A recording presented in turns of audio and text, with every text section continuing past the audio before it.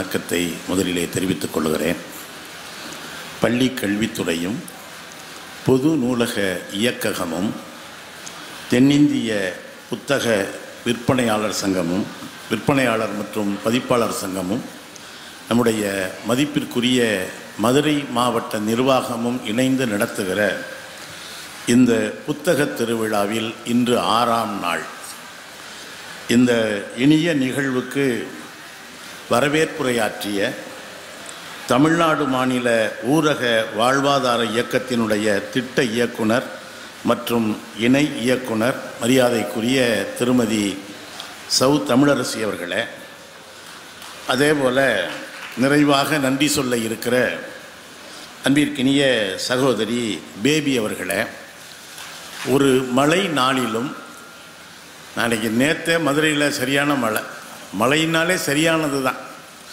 நம்மளுக்கு சரியான மழை அப்படிம்பாரு, அது சரியாக தான் பேஞ்சிக்கிட்டு இருக்கு, நம்ம தான் சரியா இல்லை.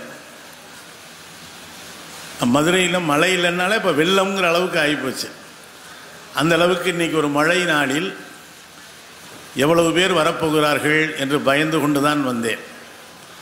ஆனாலும் கூட இவ்வளவு பேர் இந்த அரங்கிலே இருப்பது உண்மையிலேயே மகிழ்ச்சி.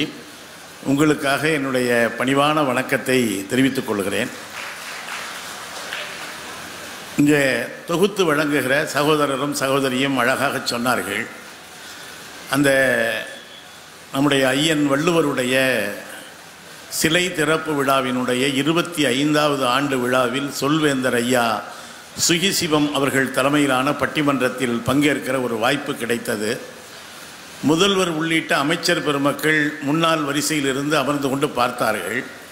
நான் பேசுகிற இடத்திலிருந்து பார்க்கிற பொழுது ஐயன் வள்ளுவனுடைய சிலை தெரிந்தது.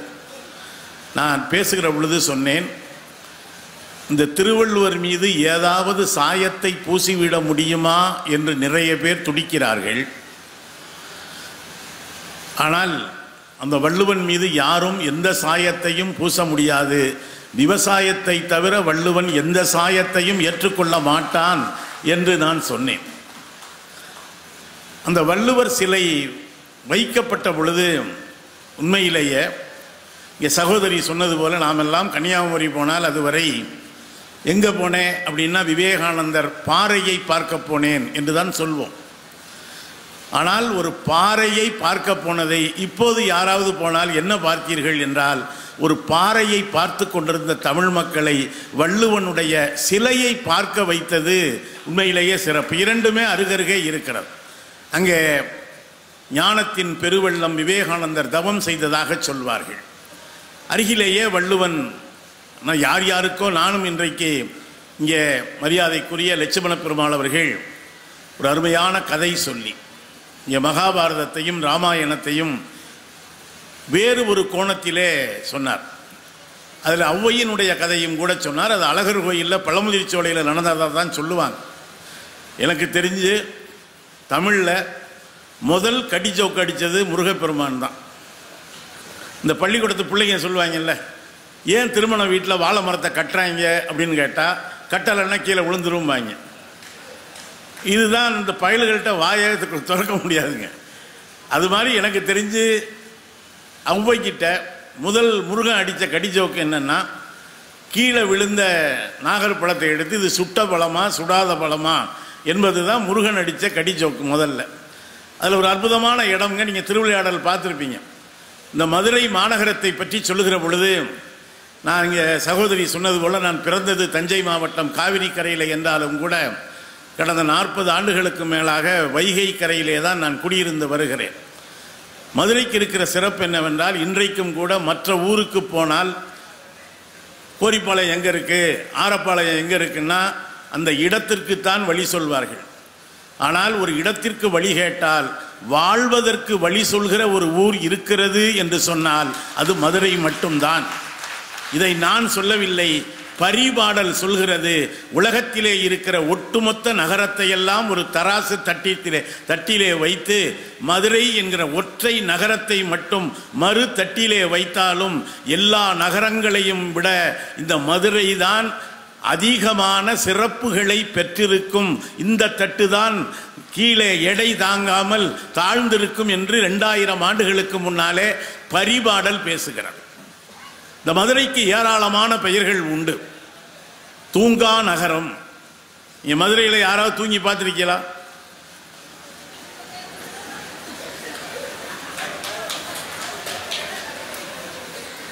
அதாவது நீங்க தூங்குறப்ப இன்னொரு ஆள் முழிச்சுக்கிட்டு இருப்பாப்புல, இன்னொரு ஆள் முழிச்சுக்கிட்டு இருக்கிறப்ப நீங்க தூங்கிக்கிட்டு இருப்பீங்க. அது ஒரு காலத்தில் தூங்கா நகரம், நாளங்காடி, அல்லங்காடி என்று பகல்லையும் கடை உண்டு, இரவுலையும் கடை உண்டு. ஒரு காலத்தில் சிம்மக்கல்ல மட்டும்தான் நீங்கள் பழம் இறக்க, காய்கறி இறக்க விடிய விடிய கடை இயங்கும். இப்போ சமீப காலமாக மாட்டுத்தாவணி பக்கத்தில் விடிய விடிய பிரியாணி கிடைக்குது. பிரியாணி ஒரு அற்புதமான உணவுங்க. ஏன் அப்படி சொல்கிறேன் தெரியுமா? நான் சொல்லலை. ஒரு தடவை திண்டுக்கல்லுக்கு சீதாராம் யெச்சூரி இன்னொரு பெரிய தலைவர் வந்தார். அவர் என்ன சொன்னார்னா, பிரியாணி இந்தியா மாதிரி அப்படின்னார். பிரியாணிக்கு இந்தியாவுக்கு என்னையா சம்பந்தம்னா, பிரியாணியில் அரிசி இருக்கா, மசாலா பொருள்கள் இருக்கா, இறைச்சி இருக்கா, தண்ணி இருக்கா, எல்லாம் சேர்ந்தால்தான் இந்தியா. இப்படி பல பொருள்கள் சேர்ந்தால்தான் பிரியாணி. இது எல்லாம் இந்த பிரியாணி போல இந்தியாவும் இன்றைக்கும் சுவையாக இருக்க வேண்டும் என்று சொன்னார். அப்படி மதுரையில் நாளங்காடி தூங்கா நகரம்னு பேர். இப்போ நிறைய தொழில்கள் பழைய மாதிரி இல்லை. நான் ஒரு வெளியூருக்கு போன பொழுது உங்கள் ஊர் மதுரையை தூங்கா நகரம்னு சொல்கிறீங்களே, அப்படி நைட்டெல்லாம் தூங்காமல் மதுரைக்காரங்க என்னதையா பண்ணிக்கிட்டு இருக்கேன்னு கேட்டாங்க. இப்போ சகோதரிகள் சிரிச்சிங்கல்ல. நான் சொன்னேன், மற்ற ஊருக்காரங்களுக்கு ஏதாவது தொழிற்சாலை இருக்கும், வேலைக்கு போயிடுவாங்க, விடிஞ்சா என்ன செய்வோமோன்னு தெரியாமல் முழிச்சுக்கிட்டு இருப்போம். அதனால தான் இப்போ மதுரை தூங்கா நகரமாக இருக்கோ என்னமோ தெரியலைன்னு நான் சொன்னேன். உண்மையிலேயே மதுரைக்கு அற்புதமான சிறப்பு உண்டு. மூதூர் என்கிற பெயர் உண்டு. விழாமணி நகரம், விழாக்கள் நிறைந்த நகரம் என்று நம்முடைய மூதூர் மதுரைக்கு உண்டு. உண்மையிலேயே பெருந்தலைவர் காமராஜர் அவர்கள் முதல்வராக இருந்த பொழுது சில அதிகாரிகள் சென்று நாங்கள் ஒரு ஐரோப்பியாவுக்கெல்லாம் போயிட்டு வரணும்னு சொன்னாங்களாம். எதுக்கு போகிறேன்னு கேட்டாராம்.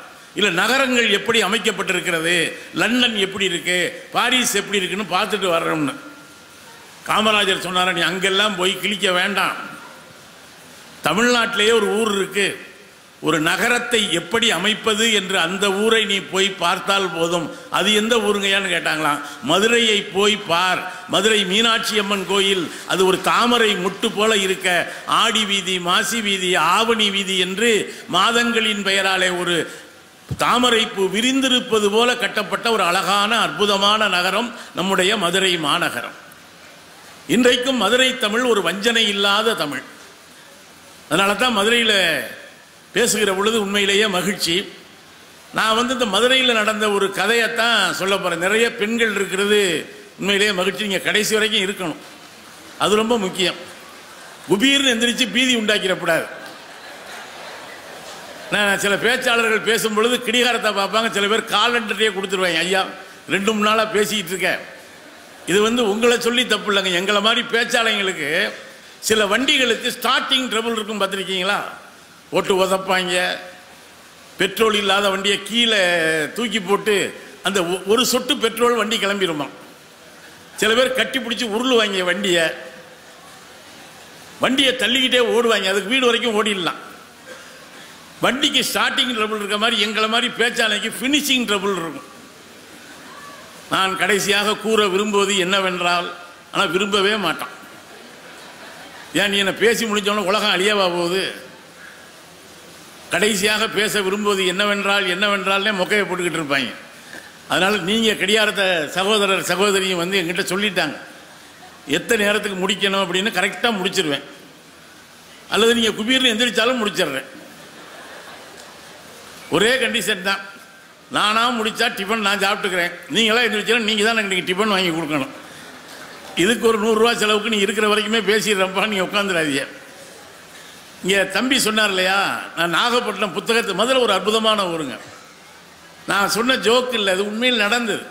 இப்போ நான் குடியிருக்கிறது கீழே வைத்தியநாதபுரம். அது சொன்னால் நிறைய பேருக்கு தெரியாது, தத்தனேரிக்கு பக்கத்தில் இருக்குது. நான் பல ஊர் சுற்றிட்டு மதுரை மாட்டுத்தாவணி பஸ் ஸ்டாண்டில் இறங்கி ஒரு நாள் ஒரு ஆட்டோ டிரைவர்கிட்ட கேட்டேன். ஏன்னா வைத்தியநாதபுரம்னு சொன்னால் தெரியாதுன்னு, பெரிய இடமா சொன்னால் தானே தெரியும். எங்கே போகணும்னாரு. தத்தனேரி அப்படின்னு. அவர் சொன்னார் 300 ரூபா ஆகும் அப்படின்னாரு. நான் சொன்னேன் ரொம்ப அதிகம் இல்லை, ஒரு 200 ரூபா வாங்கிக்கிங்க. ஒரு வார்த்தை சொன்னார் பாருங்க, பெரிய சித்தருங்க. இல்லைண்ணே, தத்தநேரி போனால் ரிட்டர்ன் கிடைக்காதுன்னாரு. உங்களுக்கு புரியுதா? தத்தநேரிக்கு போய் இது வரைக்கும் எவனாவது ரிட்டர்ன் ஆயிருக்கானா? அன்னைக்கு தான் நான் புரிஞ்சுக்கிட்டேன். 300 ரூபா வச்சுக்கண்ணே, நீ தத்தநேரிக்கு போனால் எவனும் திரும்ப மாட்டாங்கன்னு. தானா எவனும் கெடமாட்டான், யாரும் தள்ளி விடாமல் கெடமாட்டான்னு சொன்ன மக்கள் கவிஞர் பட்டுக்கோட்டை. இது இந்த ஆட்டோ சித்தர் சொன்னார். எங்கள் சித்தர் ஒருத்தர் தோழர் நன்மார் தோழர் இருந்தார். அவர் தான் ஒரு தடவை சொன்னார், வாழ்க்கைங்கிறது ஒன்றும் இல்லையா, கோரிப்பாளையத்தில் ஆரம்பித்து தத்தநேரியில் முடிஞ்சு போயிருந்தார். கோரிப்பாளையங்கிறது என்ன? அரசு ராஜாஜி மருத்துவமனை. அங்கே ஆரம்பித்து இடையில இருக்க ஊர் பேர் என்ன? செல்லூர். கோரிப்பாளையத்தில் ஆரம்பித்து செல்லும் வழியாக ஊர் சென்றால் தத்தநேரியில் சோழி முடிஞ்சிடும். அதுவும் கூட இப்பெல்லாம் வந்து முன்ன மாதிரி கட்டையெல்லாம் வச்சு அடுக்க வேண்டிய அவசியமே இல்லைங்க. நிறைய மின் மயானம் வந்துருச்சு, எரிவாயு மயானம் வந்துருச்சு. கட்டை வச்சு அடுக்கி அதுலேயும் இங்கே உண்மையிலே நான் முதல்ல சொல்லிடுறேன், இன்னைக்கு பாரதியினுடைய நினைவு நாள். நானும் தோழர் லட்சுமண பெருமாளும் பேசுகிற பொழுது எங்கள் பக்கத்திலே 2 ஆண் அதிகாரிகள் அமர்ந்திருந்தால் கூட அது பாரதிக்கு செய்கிற மரியாதை அல்ல. பட்டங்கள் ஆள்வதும் சட்டங்கள் செய்வதும் பாரினில் பெண்கள் நடத்த வந்தோம் என்று 2 சகோதரிகள் அதிகாரிகளாக அமர்கிறது தான் பாரதிக்கு செய்த மிகப்பெரிய மரியாதை. ஆண்களோடு பெண்களும் சரி நிகர் சமானமாய் வாழ்வும் இந்த நாட்டிலே என்று சொன்னான் பாரதி. 3 வார்த்தை, சரி நிகர் சமானம். சரின்னாலும் ஒண்ணுதான், நிகர்னாலும் ஒண்ணுதான், சமானம்னாலும் ஒண்ணுதான். ஒரு வார்த்தை சொல்லி முடிச்சிருக்காங்க பாரதி. ஆனால் இந்த ஆணாதிக்க மூளையிலே ஒரு முறை சொன்னால் உரைக்காது என்பதால் தான் பாரதி 3 முறை சொன்னான். ஆண்களோடு பெண்களும் சரி நிகர் சமானம் என்று பாரதி சொல்லிவிட்டு போனான். எதுக்காக இதை சொல்றேன்னா, அந்த சுடுகாட்டுக்கு போனால் நம் வாழ்வில் காணா சமரசம் உலாவும் இடமே, அங்கதான் எல்லாம் ஒன்னா படுத்திருப்பாங்க. அதுல இப்ப என்ன சொல்றாங்க, ஆம்பளை புள்ள பிறந்தா எனக்கு கொல்லி வைக்க ஒரு புள்ள பிறந்துட்டான், நான் பிறந்த உடனே அவனை கொல்லி வைக்க போறான். பொம்பளை புள்ள பிறந்தா கொல்லி வைக்காதான். யார் வச்சா என்ன, யார் வச்சாலும் எரியும்ல, அது கூட பிரச்சனை இல்லை. யாரும் உங்களுக்கு கொல்லி எல்லாம் வைக்க வேண்டியதில்லை. தத்தநேரியில் புக் பண்ணிட்டு ஒரு பிளேட்ல வச்சு ரவா தோசை மாதிரி உள்ள அனுப்புறாங்க. அதிகபட்சம் 20 to 25 நிமிஷம் மிச்சர் பொட்டல மாதிரி கையில் அள்ளி கொடுத்துட்றாங்க. நான் எல்லாருடைய எலும்புகளையும் அள்ளி கொட்டியிருப்பார்கள்ங்க. நான் இங்கே கூட சில பேர் சொல்றாங்க ஜாதி ஜாதி ஜாதின்னு. அன்றைக்கு ஒரு சித்தன் கேட்டான், எலும்பு தோளிலே இலக்கம் இட்டு இருக்குதோ, நம்பர் போட்டிருக்கா, இன்ன ஜாதிக்கு இன்ன நம்பர்னு. அங்க அள்ளி கொட்டியிருப்பாங்க. யாராவது ஒரு பெரிய தலைவரை கூப்பிட்டு, அண்ணே எல்லா ஜாதி எலும்பையும் ஒன்னா கொட்டி விட்டாங்க தெரியாம, நீ நம்ம ஜாதி எலும்பை மட்டும் பொறுக்குனே, பொறுக்கிடுவாரா? அவர் எவ்வளவு பெரிய பொறுக்கிய வேணாலும் இருக்கட்டும், பொறுக்க முடியாதுங்க. இதைத்தான் மக்கள் கவிஞன் பட்டுக்கோட்டை சொன்னா, யாரு மேல கீறினாலும் ரத்தம் ஒண்ணுதான், ஆக மொத்தம் எல்லாருமே 10 மாசம்தான் அப்படின்னா. இதைத்தான் பாரதி அன்றைக்கு பேசினான். நான் அதிக நேரம் எடுத்துக்கொள்ள விரும்பவில்லை. இப்ப நான் பாரதியினுடைய ஒரு கதையை சொல்லி துவங்கலாம் என்று கருதுகிறேன். அப்படின்னு ஆரம்பிக்கவே இல்லையாங்குது ஒரு அக்கா. நாங்க அடிக்கடி அப்படித்தான் சொல்லுவோம். நீ 1/2 மணி நேரம் ஆகிப்போச்சு இப்பதான் ஆரம்பிக்கிறேங்கிறான், எப்ப முடிப்பான்னு தெரியலையேன்னு. பயப்படாதீங்க. இப்ப வந்து தமிழ்நாட்டில் அதிகமாக பேசப்படுகிற ஒரு டாபிக் நாய் டாபிக்குங்க இல்லையா? எனக்கு அற்புதமான ஒரு, ஒவ்வொரு ஆண்டும் மதுரை புத்தக திருவிழாவுக்கு நான் வர ஆசைப்படுவதற்கு ஒரு காரணம், இங்கே ஒரு அற்புதமான நினைவு சின்னத்தை கொடுப்பார்கள். இந்த ஆண்டு எனக்கும் தோழர் லட்சுமண பெருமாளுக்கும் ஒரு ஜல்லிக்கட்டு காளையினுடைய கொடுத்திருக்காங்க. இங்க மதுரையினுடைய வீரம் என்ன தெரியுமா? மதுரைக்காக உலகமே போராடியது. இந்த ஜல்லிக்கட்டை தடை செய்த பொழுது இது வெறும் வீர விளையாட்டு மட்டுமல்ல, எங்களுடைய பண்பாட்டு சின்னம் என்பதற்காக ஒரு உலகம் வியக்கிற ஒரு யுத்தத்தை தமிழர்கள் நடத்தி இந்த ஜல்லிக்கட்டை நாம் மீட்டு வைத்திருக்கிறோம். என்னடா ஜல்லிக்கட்டு எத்தனை பேர் அலங்காநல்லூருக்கு பார்த்துருக்கீங்கன்னு எனக்கு தெரியாது. சில ஸ்பெயின் போன்ற நாடுகள்லையும் காளையையும் மனுஷனையும் ஒரே மைதானத்தில் விடுவாங்கங்க. என்ன தெரியுமா நடக்கும்? மனிதனுடைய கையிலே ஒரு மிகப்பெரிய கத்தி இருக்கும், மாடு வெறும் கொம்போடு இருக்கும். ஒரு சிகப்பு துணியை காட்டி காட்டி அந்த மாடை ஓட விட்டு கத்தியால் குத்தி ஒன்று மனிதன் சாக வேண்டும் அல்லது அந்த மாடு சாக வேண்டும். கடைசியில் அந்த செத்து போன மாட்டை சமைத்து சாப்பிடுவார்கள். ஆனால் நண்பர்களே, இங்கே ஒருபோதும் அப்படி நடந்ததே இல்லை. இந்த மாடும் மனிதனும் தோழன் வேளாண்மையை சேர்ந்து செய்வதால் அது கூட கொம்பை அல்ல, அதனுடைய திமிழை பிடித்து ஒரு விளையாட்டாகத்தான் தமிழர்கள் 2000 சங்க இலக்கியத்திலேயே நம்முடைய ஜல்லிக்கட்டு இருந்ததற்கான நீங்க பார்த்தீங்கன்னா 50 ஆம்பளையை தூக்கி எரியுங்க அந்த ஜல்லிக்கட்டுக்கால. ஆனால் அதை வளர்த்த ஒரு பொண்ணு வந்து நின்றுச்சுன்னா கண்ணுக்குட்டி மாதிரி அது கையை காட்டினவுடனே நிற்கிது பார்த்தீங்களா, அதுதாங்க அந்த. ஆனால் நாய்க்கும் மனிதனுக்குமான உறவு கொஞ்சம் சிக்கலானது. இப்போ நான்லாம் கிராமத்தில் இருந்தவன். கிராமத்தில் பொதுவாக நாய் நமக்கு காவல் இருக்கும். இங்கே என்ன பிரச்சனைனா நாய்க்கு நம்ம காவல் இருக்க வேண்டியிருக்கு. சில பேர் எக்கு தப்பா விலை கொடுத்து நாயை வாங்கிடுறாங்க. அதை பராமரிக்கிறதே பெரும்பாடாக இருக்கு. நான் ஒரு நாள் ஒரு வீட்டுக்கு போயிருக்கேன், இவன் வெளியே படுத்து கிடக்கிறான், நாய் உள்ள படுத்து கிடக்கு. என்னடாங்கிறேன், 50,000 கொடுத்து வாங்கியிருக்கேன், ஓடிட்டா என்ன செய்யறது அப்படின்னு. இப்போ நமக்கு நாய் பாதுகாப்பு கொடுத்த காலம் போய் இன்னொரு வீட்டுக்கு போகிறாங்க, அது உடம்பு பூரா முடிங்க, பார்த்தா ஒரு முடி கூட மாதிரி இருக்குது. எனக்கு எது முன்பக்கம் எது பின்பக்கம்னே தெரியலைங்க. நான் கேட்டேன், இந்த நாய்க்கு எதிராக முன்பக்கம் எது மாப்பிள்ள பின்பக்கம்னு, அதை பற்றி நீ ஏன் கவலைப்படுறேன்னா, நான் ஒன்றும் சொன்னேன், ஒரு பொது அறிவை வளர்த்துக்கத்தாயா, வேற ஒன்றும் இல்லை என்ன. அவன் சொன்னான், சூன்னு விரட்டி விடு, எந்த பக்கம் ஓடுதோ அதான் முன்பக்கம்னா. நான் ஒரு வெட்டி பாய சூன்னு அந்த நாய் ஓடுனுச்சு, கக்கன்னு சிரிச்சான். ஏன்டா சிரிக்கிறேன்னு, ஏன் நாய் ரிவர்ஸில் ஓடுதுங்கிறான். இப்படி வீட்டுக்கு வர்றவங்களை கிறுக்கு பிடிக்க விடுறதுக்குன்னே நாய் வளைக்கிறவங்க இருக்காங்க. பாரதி ஒரு நாய் கதை சொல்கிறாருங்க. அந்த கதையை ரொம்ப நேரம் சொல்ல நேரம் இல்லை, கொஞ்சம் சிலப்பதிகாரமும் உங்கள்கிட்ட சொல்லலாம்னு ஆசை. அதனால தான் செப்புவது உடையேன் அப்படின்னு ஒரு தலைப்பு கொடுத்துருக்கேன். இது எதில் இருக்குது இந்த செப்புவது உடையேன்கிறது? சிலப்பதிகாரத்தினுடைய வழக்குரை காதையில் இருக்கு. தேரா மன்னா செப்புவது உடையேன் என்று பூம்புகாரிலே இருந்து புறப்பட்டு வந்த கண்ணகி பாண்டியன் நெடுஞ்செழியனை பார்த்து தேரா மன்னா அப்படின்னா ஏன் சொன்னாங்கிறத பின்னால் சொல்கிறேன். நான் உடனே சொன்னால் டிவி தொடரையே உட்காந்து தொடரும்னு போட்டிங்கன்னா அடுத்த நாள் பார்க்குறீங்கல்ல. இப்போ நாய் கதையை முடிச்சுக்கிட்டு அப்புறம் அங்கே போவோம். ஒரு நாள் வீட்டு நாயும் ஒரு அரண்மனையில் ராஜா நாய் வளர்க்குறார். அது எதுனா வேட்டைக்கு வளர்ப்பாங்க. உண்மையிலேயே இந்த ராஜாக்கள் பின்னால் நிறைய மிருகங்கள்லாம் வச்சுருப்பாங்கல்ல, புலி சிங்கம் எல்லாம், அதெல்லாம் வந்து அவங்க போய் அடிச்சிருக்க மாட்டாங்க, யாராவது அடிச்சிருப்பாங்க. இவங்க பக்கத்தில் போஸ் கொடுத்துருப்பாங்க. நம்ம வடிவேலு இம்சை அரசன் 23ஆம் புலிகேசியில் போஸ் கொடுத்த மாதிரி தான் பல மன்னர்கள் கொடுத்துருக்காங்க. சரி, அது ஒரு பக்கம் இருக்கட்டும். பல ராஜா அப்படித்தான் இருந்திருக்காங்க. இந்த யோசனை உங்களுக்கு எங்கே வந்துச்சுன்னா கக்கூசில் உட்காந்தப்போ வந்துச்சு சொன்னார் பாருங்க அந்த மன்னர். அந்த மாதிரி ஒரு அரண்மனையிலே வளர்க்கப்படுகிற ஒரு வேட்டை நாயும் சோத்துக்கு இல்லாத ஒரு தெருநாயும் சந்திக்கின்றன. அப்பொழுதெல்லாம் நாய் ஆர்வலர்கள் அதிகம் இல்லாத காலம் அது.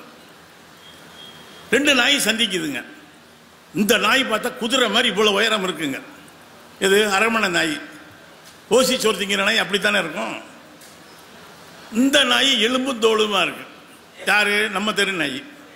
2 பேரும் பேசிக்குதானே, நீயும் நாய் நானும் நாய், நீ என்னென்ன இப்படி கொழு கொழுன்னு இருக்கேன், நான் இப்படி இருக்கேன். இந்த அரண்மனை நான் கேட்குறது, என்ன சாப்பிடுவேனா? நான் என்ன சாப்பிடுவேன்னு நான் தீர்மானிக்க முடியாதுன்னு.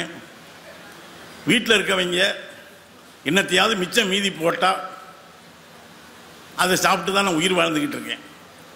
ஒரு காலத்திலேயாவது கொஞ்சம் மிச்சம் மீதி வைப்பாங்க. இப்போ அவங்களுக்கு இருக்க பஞ்சத்துக்கு அவங்களே வலிச்சு நக்கிவிட்டு வெறும் இலையத்தான் போடுறாங்க. இதில் நான் என் மெனு கார்டை எப்படி சொல்கிறதுன்னுச்சு அந்த நாய். சரிண்ணா நீ என்ன சாப்பிடுவேன்னுச்சு. அந்த நாய் சொன்னிச்சு, காலையில் சுண்டை காய்ச்சிய பால் வைப்பாங்க, ஒரு 11 மணிக்கு சிக்கன் வைப்பாங்க, மத்தியானம் மட்டன் சாப்பிடுவேன், சாயந்தரமான ஒரு ஜிகர் தண்டா கூட சாப்பிடுவேன் சிக்கனா. இப்படியா சொல்லிக்கிட்டு வருது. நைட்டு படுக்கிறப்போ ஒரு 1/2 கிலோ சாப்பிட்டு பாதாம் பால் சாப்பிட்டு படுத்துருவேன்னுச்சு. இதை சொல்ல சொல்ல நம்ம திருநாய் இருக்குல்ல அப்படியே எச்சில் கொட்டுது. ஒரு கவிஞன் சொன்னாங்க, நாயின் கனவில் எலும்பு மலை அப்படின்னு. நாய் கனவு வேண்டா என்ன கனவு நினைக்கிறீங்க? மழை பெஞ்சா எலும்பா பெய்கிற மாதிரியும் ஓடி ஓடி எடுத்து திங்கிற மாதிரியும் கனவு காணுமா. நாயின் கனவில் எலும்பு மலை அப்படிமா ஒரு கவிஞன். இப்படி சொன்ன உடனே கடைசியாக நாங்கள் ஸ்ட்ரெயிட்டாக கதைக்கு வந்துடுறோம். இது பாரதி சொன்ன கதை தான். அண்ணே எப்படியாவது என்னையும் அந்த வேலையில் அரண்மனையில் சேர்த்து விட்டுருன்னேன். ஓ அளவுக்கு பெரிய உத்தியோகம் இல்லாட்டி கூட பரவாயில்லண்ணே, இந்த சைடில் இந்த 4th குரூப்பு அதுக்கு கீழே இப்படி இருக்கும்ல, அதில் ஏதாவது சேர்த்து விட்டா கூட போதும்ண்ணே, மிச்சம் மீதி ஏதாவது கிடைச்சா அதை சாப்பிட்டு நான் உயிர் வாழ்ந்துக்கிறேன். அதுக்கு இந்த நாய் சொல்லுது, உன்னை சேர்ப்பாங்களான்னு தெரியலை, ஆளே சொறி நாய் மாதிரி இருக்க, சேர்ப்பாங்களோ சேர்க்க மாட்டாங்களோ, இருந்தாலும் நான் சொல்லி பார்க்குறேன் அப்படின்னு சொல்லிட்டு கிளம்ப போகுது. அப்போ தான் இந்த நாய் கேட்குது, அதெல்லாம் சரிண்ணே, இது என்னென்ன கழுத்தில் ஒரு பட்டை மாதிரி போட்டிருக்காங்கன்னு கேட்குது. அது சொல்லுது, இது ஒன்றும் இல்லை, எல்லாமெல்லாம் கொடுப்பாங்க, ஆனால் நைட் ஆனால் இந்த பட்டையில் சங்கிலியை கொடுத்து கட்டி விட்டுருவாங்க, வேற ஒன்றும் இல்லை அப்படின்னு. அப்போ தான் அந்த தெருநாய் விழிச்சுக்கிச்சு, ஏய் என்னப்பா நீ அடிமையா? அப்பதான் அந்த நாய் சொன்னிச்சான், நான் சோற்றுக்கு இல்லை என்றாலும் சுதந்திரமாக இருக்கிறேன், ஆனால் நீ அடுத்தவனுக்கு அடிமையாக இருக்கிறாய். அடிமையாக 6 வேளை தின்பதை விட சோறே இல்லை என்றாலும் சுதந்திரமாக இருக்கிற என்னுடைய வாழ்க்கை மேம்பட்டது என்று அடிமை இந்தியாவிலே மகாகவி பாரதி நாயின் வழியாக நமக்கு ஒரு நீதியை சொல்லிவிட்டு போனான். யோசிச்சு பாருங்க, எல்லாம் சாப்பிட்டு என்ன நினைச்ச இடத்துக்கு போக முடியுமா?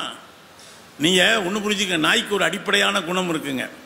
நீங்க 5 லட்சம் போட்டு வாங்கினாலும் தெருவில் இருந்து தூக்கிட்டு வந்தாலும் கரண்ட் கம்பத்தை பார்க்கத்தான் காலை தூக்காத நாய் உலகத்திலே கிடையாது. இவன் சொல்லுவாங்க, கொஞ்சம் டீசெண்டாக நடந்துக்க, ஓய் வேலையை போடுறா, எங்க கேரக்டர் நீ ஏன்டா மாற்ற பார்க்குறேங்க அந்த நாய். சரி விடுங்க, இங்கே ஒரு நாய் நம்ம ஊர் நாய் சொல்லிட்டேன்னா இன்னொரு நாய்க்கு எப்படி மனுஷங்க மாத்துறாங்கன்னு. பச்சோந்தி இன்னொரு கதையை ஆண்டன் செக்காவ் என்கிற ரஷ்ய எழுத்தாளர் எழுதியிருக்காங்க. அதையும் நான் சுருக்கமாக சொல்லிடுறேன். 2 அந்த தெரு காவலர்கள் 2 பேர், ஊர்காவலர்கள் 2 பேர் வர்றாங்க. திடீர்னு ஒரு இடத்துல பார்த்தா கூட்டம். நம்ம ஊரில் தான் கூட்டத்துக்கு ஒன்றும் பஞ்சம் இல்லையா. கவிஞர் மீரா தாங்க சொல்லுவார் அழகர் திருவிழாவை பற்றி, கூட்டம் கூட்டம் கூட்டம் கூடல் மாநகரில் கூட்டம் பார்க்க கூட்டம் கூட்டம் கூட்டம்னு. கூட்டமாக இருப்பாங்களாம்.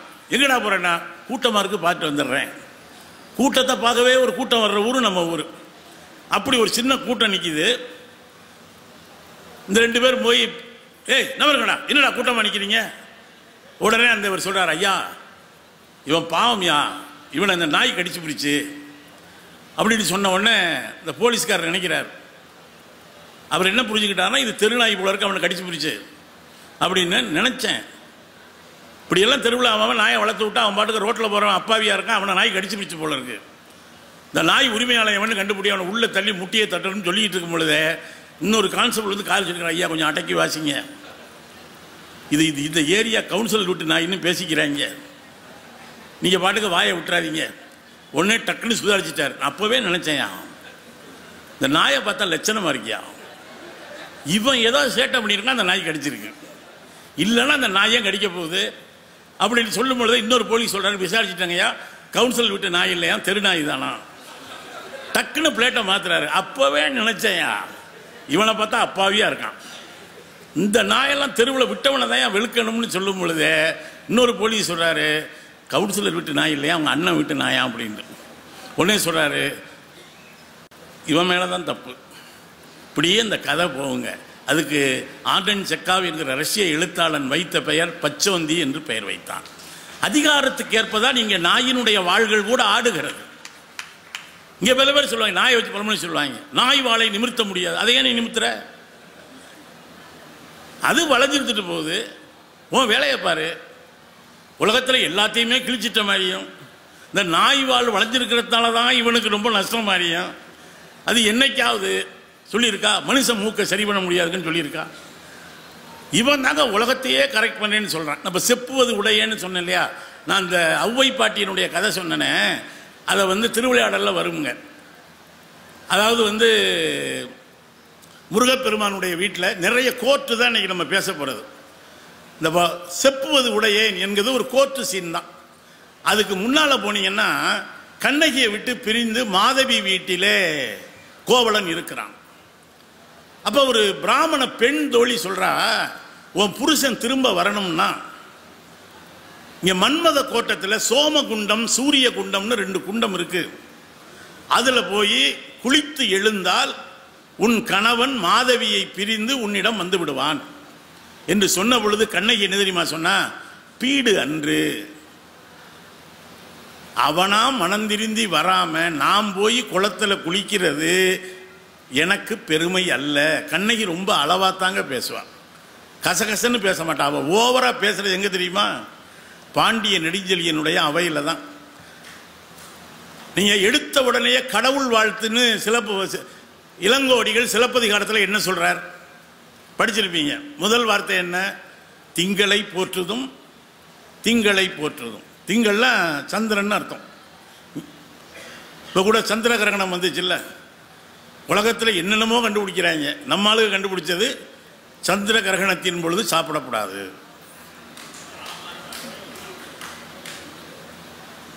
சரி விடுங்க, பல பேர் வாழ்க்கையே சந்திர கிரகணமாக இருக்க, சாப்பிட முடியாமல் அதுக்கு என்ன செய்வது, வறுமையில் பிடிச்சிருக்கு. திங்களை போற்றுதும் திங்களை போற்றுதும்னு ஆரம்பிக்கிற இளங்கோடிகள் அடுத்தது ஞாயிறு போற்றுதும் ஞாயிறு போற்றுதும். இதை நான் சொன்னேன், இப்படி சொல்லியிருக்காரு யாருன்னு. இளங்கோடிகள் சொன்னது பின்னால் சொன்னது தாங்க சரின்னு ஒரு பையன்.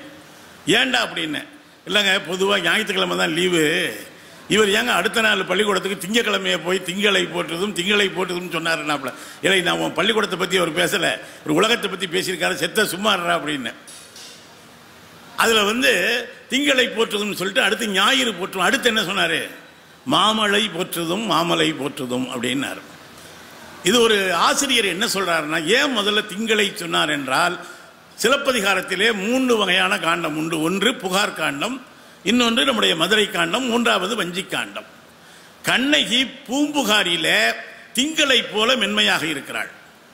மதுரைக்கு வருகிற பொழுது பாண்டிய நெடுஞ்செழியனை எதிர்த்து நீதி கேட்கிற நெருப்பாக இருக்கிறாள், ஞாயிறை போல இருக்கிறாள்.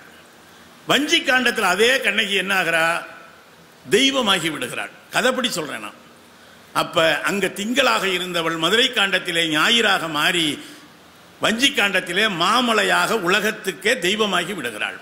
தோ பரமசிவன் என்கிற ஆய்வியல் அறிஞர் சொல்கிறார், இங்கே நம்முடைய ஊரிலே இருக்கிற மாரியம்மன் வழிபாடு என்பது கண்ணகி வழிபாட்டிலிருந்து தான் வந்திருக்க வேண்டும். ஏன் தெரியுமா, அவர் சொல்றாரு, இதே மதுரையில பழங்கானத்தம் பக்கத்தில் கோவலன் பொட்டல்னு ஒரு இடம் இருக்குங்க. அங்குதான் வைத்து கோவலன் கொல்லப்பட்டார். கோவலன் கொல்லப்பட்டது எப்ப தெரியுமா, ஒரு ஆடி மாதம் வெள்ளிக்கிழமை. ஒரு ஆடி மாதம் வெள்ளிக்கிழமையிலே கோவலன் கொல்லப்பட்டான். அவள் அந்த கண்ணகியினுடைய வழிபாடு பின்னாலே அம்மன் வழிபாடாக, ஒடுக்கப்பட்ட பெண்களின் வழிபாடு தான் பெரும்பாலும் அம்மன் வழிபாடு. நீதி மறுக்கப்பட்ட கொல்லப்பட்ட.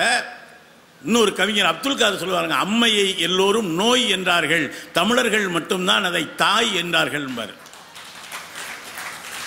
பல அது மாரியம்மனோட தானே அம்மை இணைச்சுக்கிறோம் நம்ம. ஏன் நம்ம மதுரையில் பல கோயில்களில் ஆடி மாதம் வெள்ளிக்கிழமையில் கூழ் காய்ச்சி ஊற்றுவோம்ல, சாமியை கும்பிடுவோம்ல, மாரியம்மன் எத்தனை நிறைய அம்மன் இருக்குல்ல. ஏன் கூழ் காய்ச்சுகிறோம் என்று சொன்னால், அன்றைக்கு ஒரு ஆடி வெள்ளியிலே கண்ணகிக்கு இழைக்கப்பட்ட அநீதியை சரி செய்வதற்காகத்தான் இன்னைக்கும் அவளை ஒரு தாயாக்கி கூழ் காய்ச்சி ஊற்றுவதன் மூலம் அந்த குற்றத்தை நாம் மறைக்க அல்லது குறைந்தபட்சம் கண்ணகியை நாம் சாந்தப்படுத்த முயல்கிறோம். அதனால்தான் ஆடி மாதத்திலே பெரும்பாலும் அம்மனை வழிபடுகிறோம் என்று தோப்பா சொல்கிறார். இதில் இவர் சொன்னார்ல, நம்முடைய காதர் பாட்சா எப்படி ஒரு முருகன் பாட்டை பாடி நீதிபதியே நிறுத்தினார் அப்படின்னு. ஒரு அற்புதம் என்ன தெரியுமா, சகோதரிகளுக்கு தெரியும். ஆடி மாதம் அதிகமாக ஒலிக்கிற பாடல்களை பாடியது யார்? பொதுவாக மாரியம்மன் கோயிலில், நம்ம அம்மன் கோயிலில் யார் பாட்டு அதிகமாக போடுவாங்க? எல்லா பாட்டும் போடுவாங்க. அதிகமாக போடுற பாட்டு எல்லார் ஈஸ்வரி பாட்டு இல்லையா? செல்லாத்தா செல்ல மாரியாத்தான்னா சும்மா இருக்கிற ஆத்தாலாம் எழுந்து ஆடுது. பெரும்பாலும் தாயே கருமாரி உட்பட அநேகமாக நாம் கேட்கிற எல்லா அம்மன் பாடல்களையும் பாடியவர் எல்லார் ஈஸ்வரி தான். உங்களுக்கு தெரியுமா, எல்லார் ஈஸ்வரி பிறப்பால் ஒரு கிறிஸ்தவர். எல்லார் என்பது லூர்து மேரி ஈஸ்வரி ராஜராஜேஸ்வரி என்பதுதான். ஏன்னா மதத்துக்கு, இசைக்கு, கடவுளுக்கெல்லாம் மதமே கிடையாதுங்க. ஏசுதாஸ் பாடினாலும் ஐயப்பன் ஏற்றுக்கொள்வார், எல்லார் ஈஸ்வரி பாடினாலும் அம்மன் ஏற்றுக்கொள்வார். நம்ம தான் சாமிக்கு ஜாதி பார்க்குறோம், மதம் வைக்கிறோம். அது ஒரு பக்கம் இருக்கட்டும். அவர் சொன்னார்லே ஒரு அற்புதமான செய்தி. இதே நம்முடைய மதுரைக்காரர் தாங்க தியாகி விஸ்வநாத தாஸ். அவர் முருகன் வேஷம் போட்டு வந்தாருன்னா அப்படி இருக்குங்க. முருகன் வந்து எல்லா நாடகத்திலையும் முருகன் வந்து வெள்ளை கொக்கை விரட்டுவார். ஆனால் இவர் முருகன் வேஷம் போட்டு வேல்கம்பை பிடிச்சிக்கிட்டு வெள்ளைக்காரங்களை திட்டுவார். வெக்கங்கொட்ட வெள்ளை கொக்குகளா, விரட்டி அடித்தாலும் வருகிறா அப்படிம்பார். உடனே போலீஸ் மேடைக்கு வந்துடும். நீ என்ன வள்ளி திருமணத்தை விட்டு வேற ஒரு நாடகம் நடத்திக்கிட்டு இருக்க, வள்ளிய காதலின்னா வெள்ளைக்காரன் எதுக்கு திட்டுற? உடனே விஸ்வநாதன் சொன்னார், உன்னை கைது பண்ணுறோம்னார். உடனே அவர் சொன்னார், என்ன நீ கைது பண்ண முடியாது. ஏன்? நான் இப்போ முருகன் வேஷத்தில் இருக்கேன். முருகனுக்கெல்லாம் அரெஸ்ட் வாரண்ட் போடுற அளவுக்கு எவனும் இன்னும் பிறந்து வரல. இப்போ நான் முருக வேஷத்தில் இருக்கிறேன், இப்போ என்ன கைது பண்ண முடியாதுன்ட்டாப்ல. சரின்னு போலீஸ் எப்படியும் வேஷத்தை நீ கிளப்பியல்ல, களைச்சிட்டு இறங்கி வான்னு வெயிட் பண்ணிக்கிட்டு இருந்தாங்க. மேக்கப் போய் களைச்சிட்டு வந்தார், கைது பண்ண போனாங்க. எங்கே வர்ற அப்படின்னாப்ல. இல்லை நீ தானே வெக்கம் கேட்ட வெள்ளை கொக்குகளா விரட்டி அடித்தாலும் வர்றீங்களான்னு கேட்டியெல்லாம் கைது பண்ண போகிறோம். அது பாடுனது முருகன். நான் பாடுனா என்ன கைது பண்ணு.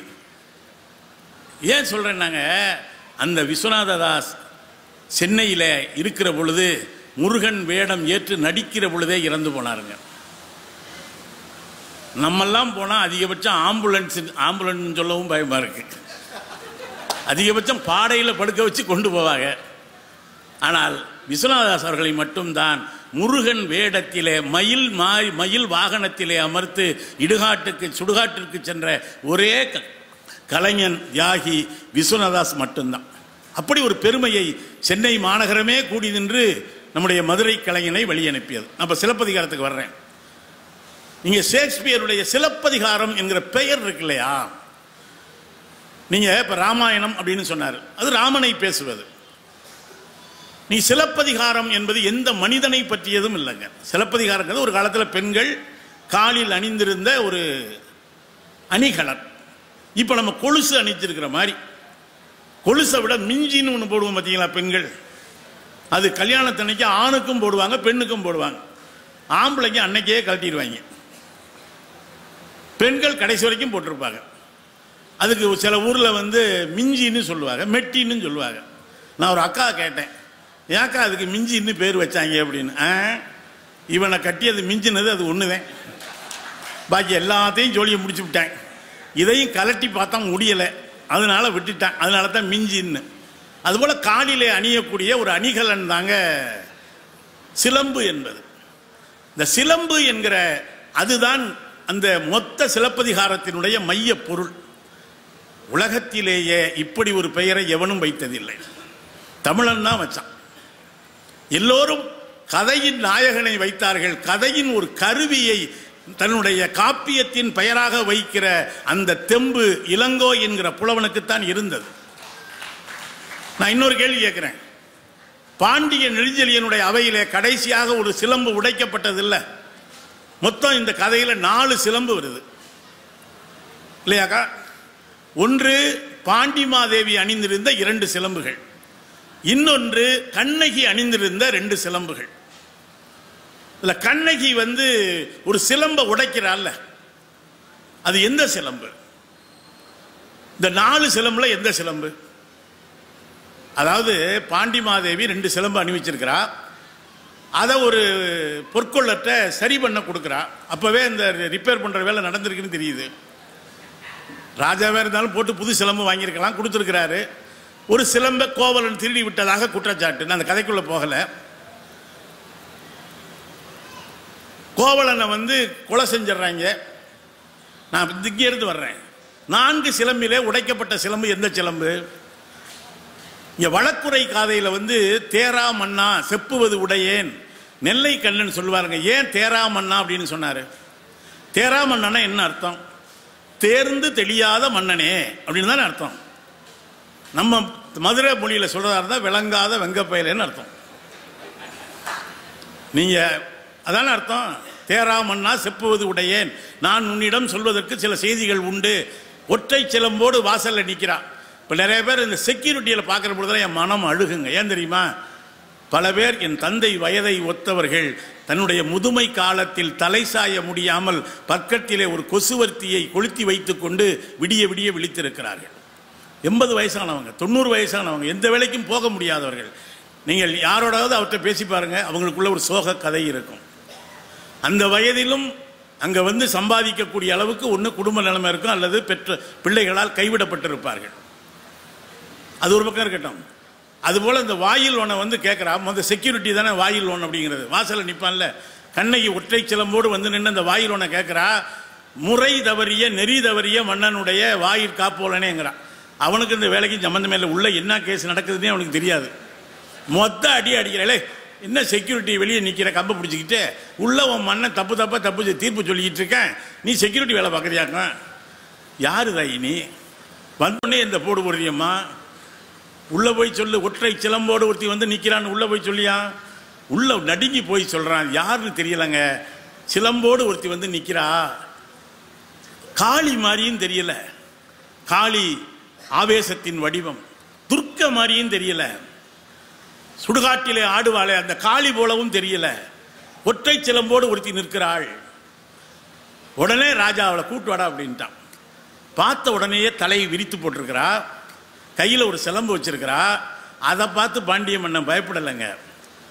கண்ணகியை பார்த்து சொல்றான், கண்ணில் இவ்வளவு கண்ணீர் வடியுதே தாயே, யார் நீன்னு கேட்டான். மன்னன் வந்து அப்படி கேட்க வேண்டிய அவசியம் இல்லை. இங்கே திருக்குறளுக்கு வாங்க. அல்லல் பட்டு ஆற்றாது அழுத கண்ணீர் அன்றோ செல்வத்தை தேய்க்கும் படையினால. எதை பார்த்து தெரியுமா பாண்டியன் பயப்பட்டான்? யாரு தாயி நீ, ஏன் இப்படி அழுகிற, என் ஆட்சியில் நீ அழலாமா, ஏன் அழுகிறேன்னு கேட்குறா. அப்போதான் கண்ணகி சொல்றா, தேராமன்னா செப்புவது உடையேன், தேர்ந்து தெரியாத மன்னனே செப்புவது, நான் சொல்வதற்கு சில செய்தி உண்டு. அப்பா நெல்லை கண்ணன் சொல்றாரு, ஏன் தேராமன்னான்னு சொன்னான்னா பார்த்த உடனே கண்டுபிடிச்சிருக்கணும். நேற்று தான் ஒரு சிலம்பு சம்பந்தப்பட்ட ஒரு கேஸ் நடந்து முடிஞ்சிருக்கு. ஒரு சிலம்போட நின்றுருந்தா டக்குன்னு புரிஞ்சிருக்கணும்ல, நேற்று கேஸ் தெரிஞ்சிருக்கணும்ல. அதை விட்டு விளக்கண்ட மாதிரி யாருமா நீன்னு கேட்குறீல்ல, அதனால தான் கேட்டா தேராமன்னா அப்போ நீ பழைய கேஸை ப்ரொசீடிங்கை கவனிக்கலன்னு அர்த்தம். இதை விடங்க, இந்த நீங்கள் இங்கே யாராவது வழக்கறிஞர்கள் இருந்தால் சொல்கிறேன், நீங்கள் போய் எல்லா சட்டத்தையும் படிங்க. ஆனால் சிலப்பதிகாரத்தினுடைய ஒரு வழக்குரை காதையை படித்து விட்டால் ஒரு வழக்கை எப்படி நடத்த வேண்டும் என்பதற்கு ஆதி வழக்கறிஞர் கண்ணகியை விட வேறு யாரும் இல்லை. என்ன தெரியுமா சொல்கிறா? இப்போல்லாம் நீதிமன்றத்தில் சொல்லும் பொழுது அந்த உச்ச நீதிமன்றம் அளித்த தீர்ப்பு படின்னு பழைய தீர்ப்பை கோட் பண்ணுவாங்கல்ல. நீ யாருன்னு கேட்ட உடனே சொல்கிறா, நான் யார் தெரியுமா, நான் சோழ நாட்டை சேர்ந்தவள். சோழ நாடு எப்படிப்பட்டது தெரியுமா? தன்னுடைய தேர்காலிலே ஒரு கன்று அடிபட்டு விழுந்ததற்காக தன்னுடைய மகனையே பலி கொடுத்தானே மனுநீதி சோழன், அவளுடைய மண்ணிலே இருந்து நான் வருகிறேன் அப்படின்னு ஒரு சுப்ரீம் கோர்ட்டை தீர்ப்பை கோட் பண்றான். அடுத்து சொல்றா, ஒரு புறா கேட்டதற்காக, புறாவுக்கு ஈடாக கேட்டதற்காக தன்னுடைய சதையை அறுத்து தராசு தட்டிலே வைத்தானே சிபி சக்கரவர்த்தி, அவனுடைய சோழ நாட்டிலிருந்து நான் வருகிறேன் அப்படிங்கிறான். இதெல்லாம் சொன்னவனே சரிம்மா என்னம்மா கேஸ் அப்படிங்கிறாப்புல. இந்த மாதிரி நீ என்னுடைய கணவன் வந்து சிலம்பை கொண்டு வந்த பொழுது தவறாக நீ தண்டிச்சிட்ட. உடனே ஒரு கேட்குறான். இப்போ அந்த இது என்ன தெரியுமா, இது ரிவ்யூ பெட்டிஷன். ஆல்ரெடி கேஸ் விசாரிக்கப்பட்டு தீர்ப்பும் சொல்லப்பட்டாச்சு. இப்போ ரிவ்யூ பெட்டிஷன் கண்ணகி போடுறான். ஆல்ரெடி நடந்து முடிஞ்ச கேஸு, தண்டனையும் கொடுக்கப்பட்டு விட்டது. ரிவ்யூ பெட்டிஷன் போட்டு இந்த வழக்கை மறு விசாரணைக்கு உட்படுத்த வேண்டும்ங்கிறான். இப்போ மெட்டீரியல் எவிடன்ஸ் அப்படின்னு வேணும்ல. 2 பிரமாணம் சொல்லுவாங்க. ஒன்று வந்து கண்ணுக்கு முன்னால் தெரிகிற சாட்சி பிரமாணம், இன்னொன்று அனுமான பிரமாணம். அனுமான பிரமாணம்னா இப்படி நடந்திருக்க கூடும் அப்படின்னு சொல்றதுங்க. இது சாட்சி பிரமாணம்னா மெட்டீரியல் எவிடன்ஸே கையில் வச்சிருக்கிறான். உடனே கேட்குறான், நீ தப்பா தீர்ப்பு சொல்லிட்ட, என் கோவலனை கொன்னது தப்பு இல்லையா, கல்வனை கொள்வது தானே நீதி, யாரு சொன்னது கல்வன்னு? உடனே ஒரு கேட்குறான், சரி உன் கையில் ஒரு சிலம்பு இருக்கு, ஏன் மனைவியினுடைய காலில் 2 சிலம்பு இருக்கு, உன்னுடைய காலிலே இருக்கிற சிலம்பு என்ன? அது மாணிக்க பற்களை கொண்டது அப்படிங்கிறா கண்ணகி. பாண்டியன் சொல்றான், என்னுடைய மனைவியின் காலிலே இருப்பது முத்து. இதுல ஒரு நுட்பம் இருக்குங்க. ஏன் தெரியுமா? கண்ணகியினுடைய காலில் மாணிக்க பரலும், பாண்டிமாதேவியினுடைய காலில், கோப்பரும் தேவியினுடைய காலில் முத்தும் இருந்தது. கொற்கை உள்ளிட்ட துறைமுகத்தை கட்டி ஆண்டவன் பாண்டிய மன்னன். கண்ணகி யாருன்னா, கண்ணகியினுடைய அப்பா பேர் என்ன தெரியுமா? மாநாய்க்கன்னு பேரு. மாநாய்க்கன்னா பெரிய கப்பலை வைத்து உலகம் முழுவதும் வியாபாரம் செய்கிறவன் என்று பொருள். அவளுடைய மாமனார் பெயர், கோவலனுடைய அப்பா பேர் மாசாத்துவான்னு பேர். ரெண்டு பேரும் எவ்வளவு பெரிய பணக்காரங்கன்னா, சோழ மன்னனுக்கே காசு தேவைப்பட்டா இவங்க ரெண்டு பேர் தான் கொடுத்து உதவுவாங்களாம். உலகம் பூரா கப்பல் வச்சு வணிகம் பண்ணவங்க. உள்நாட்டில் கிடைத்த முத்தைத்தான் பாண்டிய மன்னன் தன்னுடைய மனைவியின் சிலம்பிலே வைத்திருந்தான். எங்கோ அயல் நாட்டிலே சென்று வியாபாரம் செய்து வாங்கப்பட்ட முத்தை விட விலை மதிப்பில்லாத ஒரு மாணிக்க பரலை கண்ணகி தன்னுடைய சிலம்புக்குள்ளே வைத்திருந்தாள். கண்ணகி கையில் ஒரு சிலம்பு இருக்கு, கோப்பரந்தேவி கிட்ட ஒரு சிலம்பு இருக்கு. ஒரு சிலம்பு தான் பொற்கொள்ளட்டு இருக்குல்ல, அவன் தூக்கி வச்சுக்கிட்டு தானே எடுத்துட்டு சொல்லிட்டான். கண்ணகி தான் கையில் இருந்த சிலம்பை உடைக்கலைங்க, அந்த சிலம்பை கொண்டாடினான். நேற்று கொண்டாந்து உன்ட்ட கொடுத்தாங்கல்ல, அந்த சிலம்பை கொண்டாடினான். வாங்கி அப்படியே அடித்து உடைச்சாங்க. அதில் இருந்து பரல் தெரித்து எங்கே போய் அடிச்சிச்சு தெரியுமா? எந்த வாயால் தவறான தீர்ப்பு சொன்னானோ அந்த பாண்டிய மண்ணினுடைய வாயிலே போய் அந்த மாணிக்க பரல் வெடித்தது. உடனே முடிவென்றான். இந்த காலத்து அரசர்களாக நீதிபதிகளாக இருந்திருந்தால், ஆகா சிக்கிட்டமே, எப்படியாவது இதை ஓல்ட்டி விட்டுருமாப்ல, இருக்கட்டுமா, கொஞ்சம் வெயிட் பண்ணுமா, சாப்பிடுமா, பேசிக்கலாம்ப்பா, எதுவும் சொல்லலைங்க. கோவலனை கல்வன் என்று தீர்ப்பளித்து கொன்றுவிடு என்று சொன்ன வார்த்தை சொல்றான். நான் முதலே சொன்ன ரிவ்யூ பெட்டிஷன், நான் யாருன்னு சொல்றான். என்னுடைய தந்தை மாநாய்க்கன், என்னுடைய கோவலனுடைய மனைவி, நான் யாருன்னு ஒரு அபிடவிட் தாக்கல் பண்றான். இன்னாருடைய என்ன தெருவில் வசிக்கும் இன்னாருடைய மகன் இப்படிலாம் எழுதுவோம் இல்லையா? அதில் இந்த போலீஸ் ஸ்டேஷனில் ரைட்டர்னு ஒருத்தர் இருப்பாருங்க. மேலே லட்சுமணன் என்ன ரைட்டரு, நீங்கள் போய் சொன்னீங்கன்னா நடக்காததெல்லாம் கோத்து கோத்து எழுதுறதுனால தான் அவருக்கு பேர் ரைட்டர்னு பேர். நம்ம சொன்ன செய்தியை வாங்கி படித்து பார்த்தா நமக்கே ஆச்சரியமாக இருக்கும், இப்படியெல்லாம் நடந்ததா அப்படின்னு. எனக்கு தெரிஞ்சு உண்மையிலே சாகித்ய அகாடமி பரிசு கொடுக்க வேண்டிய ரைட்டர் போலீஸ் ஸ்டேஷனில் இருக்கிற ரைட்டர் தான். அது ஒரு பக்கம் இருக்கட்டும். அந்த மாதிரி ஒரு அபிடவிட் தாக்கல் பண்ணி ரிவ்யூ பெட்டிஷன் போட்டு தன்னை பற்றி சொன்ன உடனேயே அடுத்த நிமிடம் கண்ணை புரிஞ்சுக்கிட்டான். ஸ்டேட்மெண்ட் ஃபர்ஸ்ட் தீர்ப்புங்க, யானோ அரசன் யானே கள்வன். நான் அரசன் அல்ல, நான் நீதிபதி அல்ல, நான் தான் திருடன். அவன் ஒன்றும் திருடன் கிடையாது, தவறான தீர்ப்பு சொல்லிட்டான், அவ்வளவுதான். யானோ அரசன் யானோ கள்வன். அடுத்த வார்த்தை, கெடுக என் ஆயுள், என் ஆயுள் முடியட்டும் என்று. அந்த இடத்திலேயே எனக்கு தெரிந்த உலக வரலாற்றிலேயே ஒரு நீதிபதி ஹார்ட் அட்டாக் வந்து இறந்து போன முதல் வழக்கு பாண்டிய நெடுஞ்செழியனுடைய வழக்குத்தான். அந்த இடத்திலேயே கெடுக என் ஆயுள் என்று சொல்லி முடித்த உடனேயே பாண்டிய நெடுஞ்செழியன் இறந்து போகிறான். பாண்டிமாதேவியும் கணவனை இழந்தவர்க்கு காட்டுவது இல் அப்படின்னு சொல்லிட்டு அவளும் விழுந்து செத்து போயிடுறான். இதை பல பேர் என்ன சொல்றாங்கன்னா, என் புருஷனே செத்து போன பிறகு நான் எதுக்கு வாழணும்னு சொல்லி சாகலை பாண்டிமாதேவி. அவன் மதுரைக்காரி. அவ சொல்றா, கணவனை இழந்து விட்டு இந்த கண்ணகி ஒற்றை சிலம்போடு நிற்கிறாளே, அவளுக்கு சொல்வதற்கு எந்த வார்த்தையும் என்னிடம் இல்லையே என்கிற அதிர்ச்சியிலே தான் பாண்டிமாதேவியும் செத்து போகிறாள். எவ்வளவு அற்புதமான காப்பியம் பாருங்க. இந்த கண்ணகி வந்து எப்படி மதுரை எரிச்சான்னு சிலப்பதிகாரம் என்ன பேசுது? தன்னுடைய இடது மார்பகத்தை திருகி எரிந்தால் மதுரை பற்றி எரிந்தது. இதுல ஒரு செய்தி இருக்குங்க. அன்னை மீனாட்சி இருக்காங்க இல்லையா, மீனாட்சி பற்றி ஒரு தொன்மம் உண்டு. ஒரு புராணத்தில் என்ன இருக்காங்கன்னா, அன்னை மீனாட்சி பிறந்த பொழுது அவங்க பிறந்தது விராட்டி பத்து தாங்க. போய் வேணா விசாரிச்சுக்குங்க. பிராட்டி பத்து தான் விராட்டி பத்தா இருக்கு. அது பிராட்டி பத்து தான். நம்ம தான் பல ஊர் பேரை மாற்றி வச்சிருக்கோமே. அது உண்மையிலேயே பிராட்டி பத்து விராட்டி பத்தில் பிறந்தவங்க. அவர்களுக்கு பிறக்கிற பொழுது 3 மார்பகங்கள் இருக்கு. அதில் ஒரு மார்பகம் எப்போ மறையும் அப்படின்னு சொல்லியிருக்காங்கன்னா, யாரை பார்த்து அவர்களுக்கு காதல் கொள்கிறார்களோ அப்போ அந்த தனம் இறந்து போகும், மறைந்து போகும் அப்படின்னு புராணம். அதுபோல சொக்கநாத பெருமானை பார்த்த உடனே அந்த 3ஆவதாக இருந்த மார்பகம் மறைஞ்சு போச்சுங்கிறது புராணம்.